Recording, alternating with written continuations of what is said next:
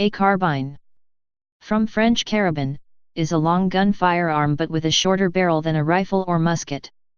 Many carbines are shortened versions of full-length rifles, shooting the same ammunition, while others fire lower-powered ammunition, including types designed for pistols. The smaller size and lighter weight of carbines make them easier to handle. They are typically issued to high-mobility troops such as special operations soldiers and paratroopers, as well as to mounted, artillery, logistics, or other non-infantry personnel whose roles do not require full-sized rifles, although there is a growing tendency for carbines to be issued to frontline soldiers to offset the increasing weight of other issued equipment. An example of this is the U.S. Army's M4 carbine, which is standard issue. History. Word origin. Some sources derive the name of the weapon from its first users, cavalry troopers called carabiniers, from the French carabine, from Old French carabin, soldier armed with a musket, perhaps from escarabin, grave digger, which derives from scarabee, scarab beetle. Early history, before the 1900s. The carbine was originally a lighter, shortened weapon developed for the cavalry. Carbines were short enough to be loaded and fired from horseback, but this was rarely done. A moving horse is a very unsteady platform, and once halted, a soldier can load and fire more easily if dismounted, which also makes him a smaller target. Napoleonic era and earlier cavalry did fight from horseback, but they fought with sabers and large muzzle-loading horse pistols, so called because their large size meant they were most easily carried in a saddle holster, much like the later Colt. Walker revolver. After the Napoleonic Wars, cavalry began fighting dismounted, using the horses only for greater mobility, an early form of what is today known as mechanized infantry. By the American Civil War, dismounted cavalry were mostly the rule. The principal advantage of the carbine was that its length made it very portable. Troops could carry full-length muskets comfortably enough on horseback if just riding from A to B, the practice of the original dragoons and other mounted infantry.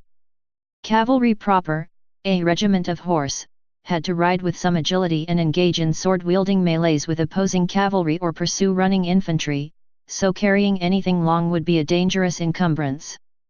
A carbine was typically no longer than a sheathed saber, and like a sheathed saber was carried arranged to hang clear of the rider's elbows and horse's legs.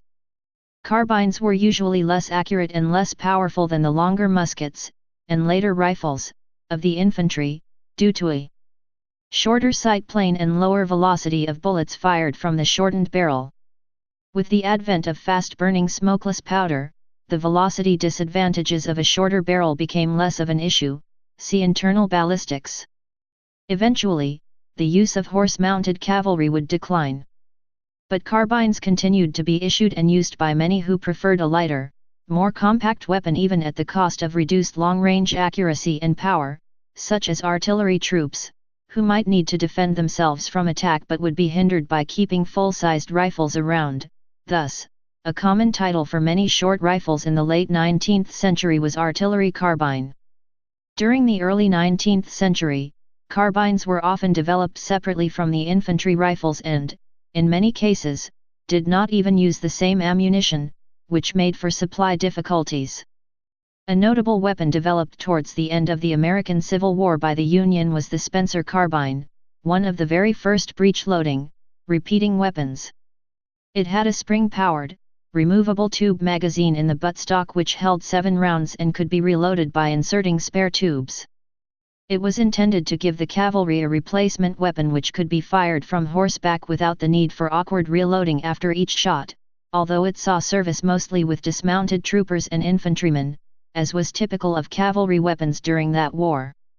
In the late 19th century, it became common for a number of nations to make bolt-action rifles in both full-length and carbine versions. One of the most popular and recognizable carbines were the lever-action Winchester carbines, with several versions available firing revolver cartridges.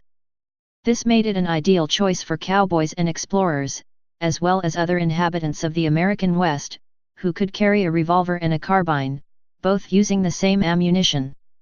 Shorter rifles, shorter carbines, World War I and World War II. either by redesign or by the general issue of carbine versions instead of full-length rifles. This move was initiated by the U.S. Model 1903 Springfield, which was originally produced in 1907 with a short 24-inch barrel, providing a short rifle that was longer than a carbine but shorter than a typical rifle, so it could be issued to all troops without need for separate versions. Other nations followed suit after World War I, when they learned that their traditional long-barreled rifles provided little benefit in the trenches and merely proved a hindrance to the soldiers. Examples include the Russian Model 1891 rifle, originally with an 800 mm, 31 in, barrel, later shortened to 730 mm, 29 in 1930, and to 510 mm, 20 in, and in 1938, the German Mausergewehre 98 rifles went from 740 mm, 29 in 1898 to 600 mm, 24 in 1935 as the Carabiner 98K, K98K or KAR98K, or short carbine. The barrel lengths in rifles used by the United States did not change between the bolt-action M1903 rifle of World War I and the World War II M1 Garand rifle, because the 610 mm, 24 in, barrel on the M1903 was still shorter than even the shortened versions of the Model 1891 and Gewehre 98.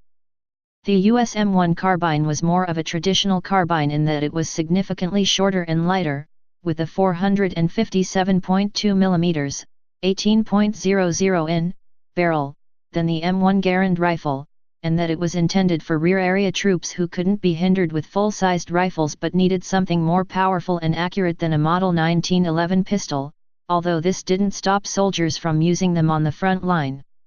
Contrary to popular belief, and even what some books claim, in spite of both being designated M1, the M1 carbine was not a shorter version of the .3006 M1 Garand, as is typical for most rifles and carbines, but a wholly different design firing a smaller, less powerful cartridge. The M1 designates each as the first model in the new US designation system, which no longer used the year of introduction, but a sequential series of numbers starting at 1, the M1 carbine and M1 rifle. The United Kingdom also developed a jungle carbine version of their Lee Enfield service rifle, featuring a shorter barrel, flash suppressor, and manufacturing modifications designed to decrease the rifle's weight. Officially titled Rifle, No. 5 MKI, it was introduced in the closing months of World War II, but it did not see widespread service until the Korean War, the Mau Mau Uprising, and the Malayan Emergency. After World War II, a shorter weapon was more convenient when riding in a truck, armored personnel carrier, helicopter, or aircraft, and also when engaged in close-range combat. Based on the combat experience of World War II, the criteria used for selecting infantry weapons began to change. Unlike previous wars, which were often fought mainly from fixed lines and trenches, World War II was a highly mobile war, often fought in cities, forests, or other areas where mobility and visibility were restricted. In addition, improvements in artillery made moving infantry in open areas even less practical than it had been. The majority of enemy contacts were at ranges of less than 300 meters, 330 yards, and the enemy was exposed to fire for only short periods of time as they moved from cover to cover. Most rounds fired were not aimed at an enemy combatant, but instead fired in the enemy's direction to keep them from moving and firing back. See suppressive fire. These situations did not require a heavy rifle, firing full-power rifle bullets with long-range accuracy. A less powerful weapon would still produce casualties at the shorter ranges encountered in actual combat, and the reduced recoil would allow more shots to be fired in the short amount of time an enemy was visible. The lower-powered round would also weigh less, allowing a soldier to carry more ammunition. With no need of a long barrel to fire full-power ammunition, a shorter barrel could be used. A shorter barrel made the weapon weigh less, was easier to handle in tight spaces, and was easier to shoulder quickly to fire a shot at an unexpected target. Full automatic fire was also considered a desirable feature, allowing the soldier to fire short bursts of 3 to 5 rounds, increasing the probability of a hit on a moving target. The Germans had experimented with selective fire carbines firing rifle cartridges during the early years of World War II. These were determined to be less than ideal, as the recoil of full-power rifle cartridges caused the weapon to be uncontrollable in full automatic fire. They then developed an intermediate power cartridge round, which was accomplished by reducing the power and the length of the standard 7.92 x 57 mm Mauser rifle cartridge to create the 7.92 x 33 mm Kurs, short, cartridge. A selective fire weapon was developed to fire this shorter cartridge, eventually resulting in the Sturmgewehr 44, later translated as assault rifle, also frequently called machine carbines by Allied intelligence, a quite accurate assessment, in fact. Very shortly after World War II, the USSR would adopt a similar weapon, the ubiquitous AK-47, the first model in the famed Kalashnikov series, which became the standard Soviet infantry weapon, and which has been produced and exported in extremely large numbers up through the present day. Although the United States had developed the M2 carbine, a selective fire version of the M1 carbine during WW2, the .30 carbine cartridge was closer to a pistol round in power, making it more of a submachine gun than an assault rifle. It was also adopted only in very small numbers and issued to few troops. The semi-automatic M1 carbine was produced in a 10-to-1 ratio to the M2, while the AK-47 was produced by the millions and was standard issue to all Soviet troops, as well as those of many other nations. The US was slow to follow suit, insisting on retaining a full-power, 7.62 x 51 mm NATO rifle, the M14, although this was selective fire, until too hastily adopting the 5.56 mm M16 rifle in the mid-1960s, with initially poor results due to the rapidity of its introduction, but later to become a highly successful line of rifles and carbines. In the 1950s, the British developed the .280 British, an intermediate cartridge, and a select-fire bullpup assault rifle to fire it, the M2. They pressed for the US to adopt it so it could become a NATO standard round, but the US insisted on retaining a full-power, .30 caliber round. This forced NATO to adopt the 7.62 x 51 mm NATO round, which in reality is only slightly different ballistically to the .30-06 Springfield, to maintain commonality. The British eventually adopted the 7.62 mm FN FAL, and the US adopted the 7.62 mm M14. These rifles are both what is known as battle rifles and were a few inches shorter than the standard issue rifles they replaced, 22 barrel as opposed to 24 for the M1 Garand, although they were still full-powered rifles, with selective fire capability.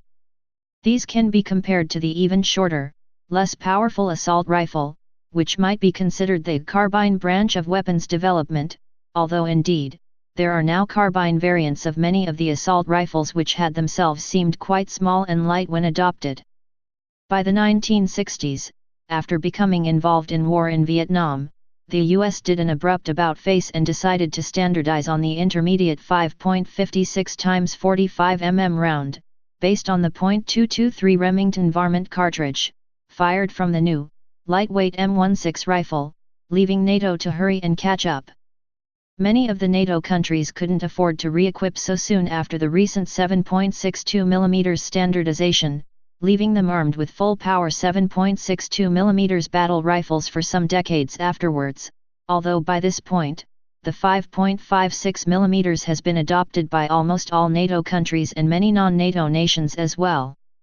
This 5.56 mm NATO round was even lighter and smaller than the Soviet 7.62 x 39 mm AK-47 cartridge, but possessed higher velocity.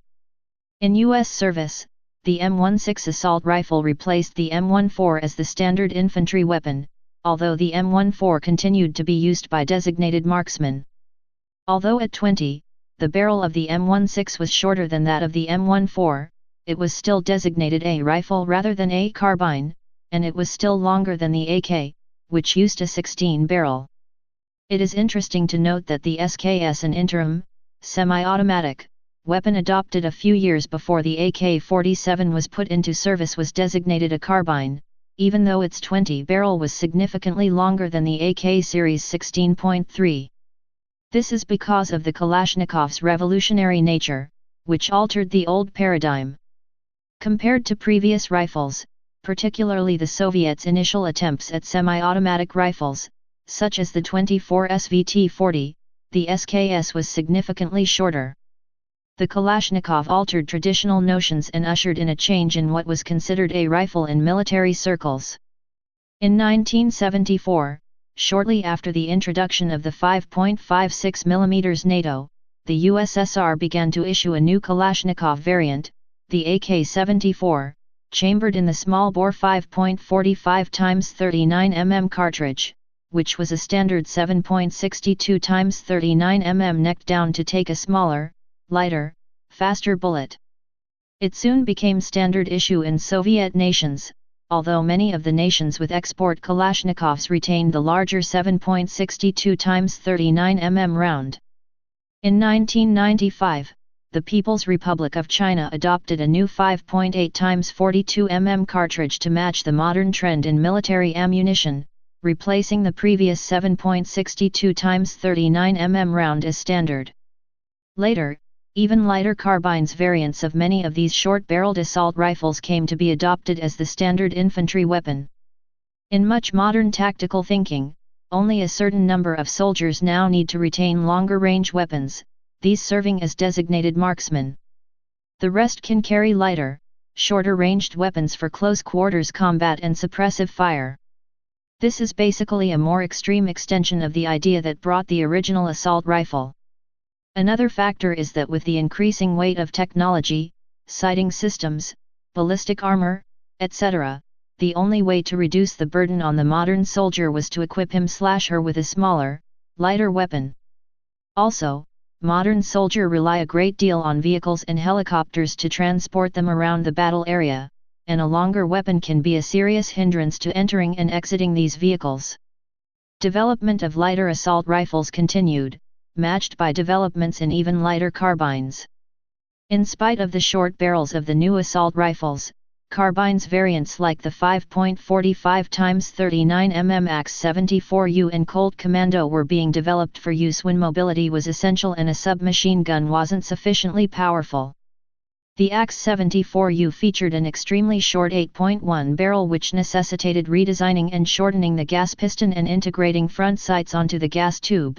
The Colt Commando was a bit longer, at 11.5. Neither was adopted as standard issue, although the US did later adopt the somewhat longer M4 carbine, with a 14.5 barrel. Modern history. Contemporary military forces.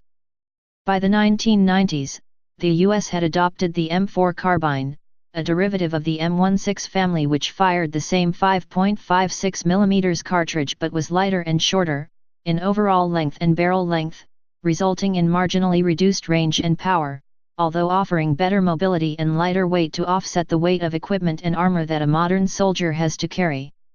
However, in spite of the benefits of the modern carbine, many armies are experiencing a certain backlash against the universal equipping of soldiers with carbines and lighter rifles in general, and are equipping selected soldiers, usually called designated marksmen, or DM, with higher power rifles. Another problem comes from the loss of muzzle velocity caused by the shorter barrel, which when coupled with the typical small, lightweight bullets, causes effectiveness to be diminished. A 5.56 mm gets its lethality from its high velocity, and when fired from the 14.5 M4 carbine, its power, penetration, and range are diminished. Thus, there has been a move towards adopting a slightly more powerful round tailored for high performance from both long and short barrels. The US has done experiments regarding adopting a new, slightly larger, and heavier caliber such as the 6.5 mm Grendel or 6.8 mm Remington SPC, which are heavier and thus retain more effectiveness at lower muzzle velocities, but has for the time decided to retain the 5.56 mm NATO round as standard issue. While the US Army adopted the M4 carbine in the 1990s, the U.S. Marine Corps retained their 20-barrel M16A4 rifles long afterwards, citing the increased range and effectiveness over the carbine version, officers were required to carry an M4 carbine rather than an M9 pistol, as Army officers do. Due to the Marine Corps' emphasis on being riflemen, the lighter carbine was considered a suitable compromise between a rifle and a pistol. Marines with restricted mobility such as vehicle operators, or a greater need for mobility such as squad leaders, were also issued M4 carbines. In July 2015, the Marine Corps approved the M4 carbine for standard issue to frontline Marines, replacing the M16A4 rifle. The rifles will be issued to support troops while the carbines go to the frontline Marines, in a reversal of the traditional roles of rifles for the front line, carbines for the rear. Special Forces. Special forces need to perform fast, decisive operations, frequently airborne or boat-mounted. A pistol, though light and quick to operate, is viewed as not having enough power, firepower, or range. A submachine gun has selective fire, but firing a pistol cartridge and having a short barrel and sight radius, it is not accurate or powerful enough at longer ranges. Submachine guns also tend to have poorer armor and cover penetration than rifles and carbines firing rifle ammunition. Consequently, carbines have gained wide acceptance among SOCOM, UKSF, and other communities, having relatively light weight, large magazine capacity, selective fire, and much better range and penetration than a submachine gun. Usage. The smaller size and relative lighter weight of assault carbines makes them easier to handle in close-quarter situations such as urban engagements, when deploying from military vehicles, or in any situation where space is confined. The disadvantages of carbines relative to assault rifles include inferior long-range accuracy and a shorter effective range.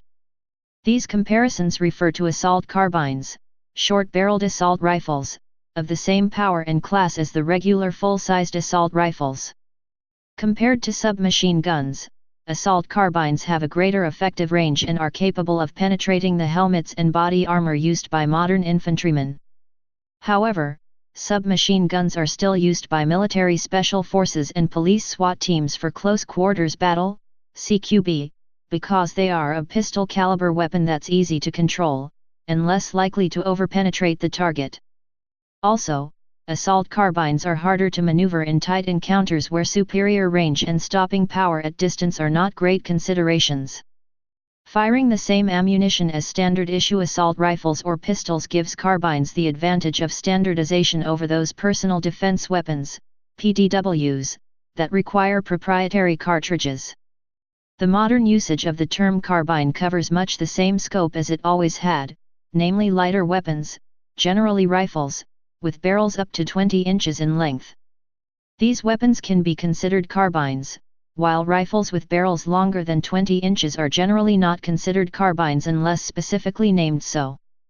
Conversely, many rifles have barrels shorter than 20, yet aren't considered carbines. The AK series rifles has an almost universal barrel length of 16.3, well within carbine territory, yet has always been considered a rifle, perhaps because it was designed as such and not shortened from a longer weapon.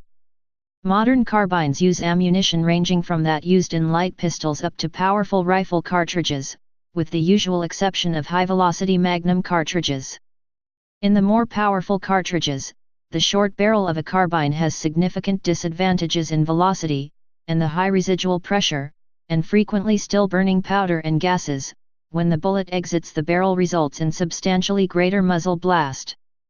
Flash suppressors are a common, partial solution to this problem, although even the best flash suppressors are hard put to deal with the excess flash from the still burning powder leaving the short barrel, and they also add several inches to the length of the barrel, diminishing the purpose of having a short barrel in the first place. The shorter the barrel, the more difficult it is to hide the flash. The AX-74U has a complex, effective muzzle booster/flash suppressor, yet it still suffers from extreme muzzle flash. Pistol caliber carbine. One of the more atypical classes of carbine is the pistol caliber carbine, or PCC. These first appeared soon after metallic cartridges became common. These were developed as companions to the popular revolvers of the day, firing the same cartridge but allowing more velocity and accuracy than the revolver. These were carried by cowboys, lawmen, and others in the Old West. The classic combination would be a Winchester lever-action carbine and a Colt single-action Army revolver in .44 to 40 or .38 to 40. During the 20th century, this trend continued with more modern and powerful smokeless revolver cartridges, in the form of Winchester and Marlin lever-action carbines chambered in .38 special/.357 Magnum and .44 special/.44 Magnum. Modern equivalents, such as the discontinued Ruger Police Carbine, which uses the same magazine as the Ruger pistols of the same caliber, as well as the, also discontinued, Marlin Camp Carbine, which, in .45 ACP, used M1911 magazines. The Ruger Model 44 and Ruger Deerfield Carbine were both carbines chambered in .44 Magnum. The Beretta CX4 Storm shares magazines with many Beretta pistols and is designed to be complementary to the Beretta PX4 Storm pistol. The High .995 carbine is a popular, cheap, and reliable alternative to other pistol caliber carbines in the United States, and its magazines can be used in the High .C9 pistol. Another example is the Kel-Tec Sub 2000 series chambered in either 9mm Luger or .40 S&W, which can be configured to accept Glock, Beretta, S&W, or SIG pistol magazines. The Sub 2000 also has the somewhat unusual, although not unique, ability to fold in half. The primary advantage of a carbine over a pistol using the same ammunition is controllability. The combination of firing from the shoulder, longer sight radius, 3 points of contact, firing hand, support hand and shoulder, and precision offer a significantly more user-friendly platform. Carbines like the Kel-Tec Sub 2000 and the Beretta CX4 Storm have the ability to mount user-friendly optics, lights, and lasers thanks to them having accessory rails, which make target acquisition and engagement much easier. The longer barrel can offer increased velocity and, with it, greater energy and effective range due to the propellant having more time to burn. However, loss in bullet velocity can happen where the propellant is utilized before the bullet reaches the muzzle, combined with the friction from the barrel on the bullet. As long guns, pistol caliber carbines may be less legally restricted than handguns in some jurisdictions. Compared to carbines chambered in intermediate or rifle calibers, such as .223 Remington and 7.62 x 54 mmR, pistol caliber carbines generally experience less of an increase in external ballistic properties as a result of the propellant. The drawback is that one loses the primary benefits of a handgun, i.e. portability and concealability, resulting in a weapon almost the size of, but less accurate than, a long gun, but not much more powerful than a pistol. Also widely produced are semi-automatic and typically longer-barreled derivatives of select-fire submachine guns, such as the FNPS 90, HKUSC, Chris Vector, Thompson Carbine, and the Uzi Carbine. In order to be sold legally in many countries, the barrel must meet a minimum length, 16 in the USA. So the original submachine gun is given a legal length barrel and made into a semi-automatic, transforming it into a carbine. Though less common, pistol caliber conversions of centerfire rifles like the AR-15 are commercially available. Shoulder-stocked handgun. Some handguns used to come from the factory with mounting lugs for a shoulder stock, notably including the broom handle Mauser C96, Luger P.08, and Browning High Power. In the case of the first two, the pistol could come with a hollow wooden stock that doubled as a holster. Carbine conversion kits are commercially available for many other pistols, including M1911 and most Glocks. These can either be simple shoulder stocks fitted to a pistol or full carbine conversion kits, which are at least 26 in, 660 mm, long and replace the pistol's barrel with one at least 16 in, 410 mm, long for compliance with the U.S. law. In the U.S., fitting a shoulder stock to a handgun with a barrel less than 16 long legally turns it into a short-barreled rifle, which is in violation of the National Firearms Act. Legal issues. United States.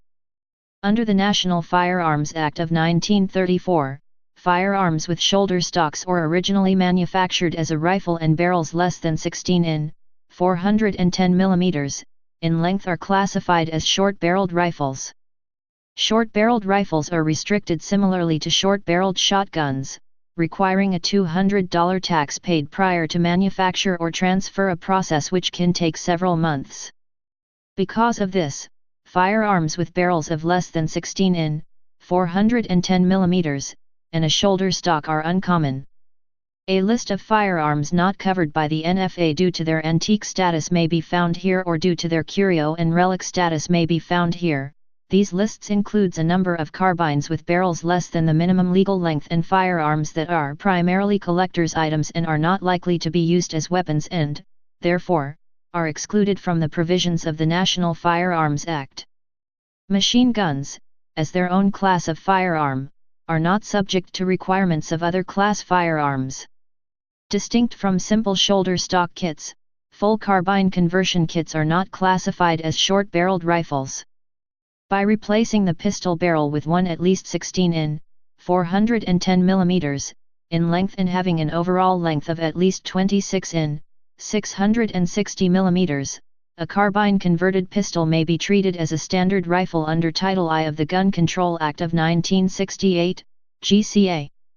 However, certain broom-handle Mauser C96, Luger, and Browning high-power curio and relic pistols with their originally issued stock attached only may retain their pistol classification. Carbines without a stock and not originally manufactured as a rifle are not classified as rifles or short-barreled rifles. A carbine manufactured under 26 in, 660 mm, in length without a forward vertical grip will be a pistol and, state law notwithstanding, can be carried concealed without creating an unregistered any other weapon. A nearly identical carbine with an overall length of 26 in, 660 mm, or greater is simply an unclassified firearm under Title I of the Gun Control Act of 1968, as the any other weapon catch-all only applies to firearms under 26 in, 660 mm, or that have been concealed. However, a modification intending to fire from the shoulder and bypass the regulation of short-barreled rifles is considered the unlawful possession and manufacture of an unregistered short-barreled rifle. In some historical cases, the term machine carbine was the official title for submachine guns, such as the British Sten and Australian Owen guns. The semi-automatic only version of the Sterling submachine gun was also officially called a carbine. The original Sterling semi-auto would be classed a short-barrel rifle under the U.S. National Firearms Act, but fully legal long-barrel versions of the Sterling have been made for the U.S. collector market. Please subscribe and thanks for watching.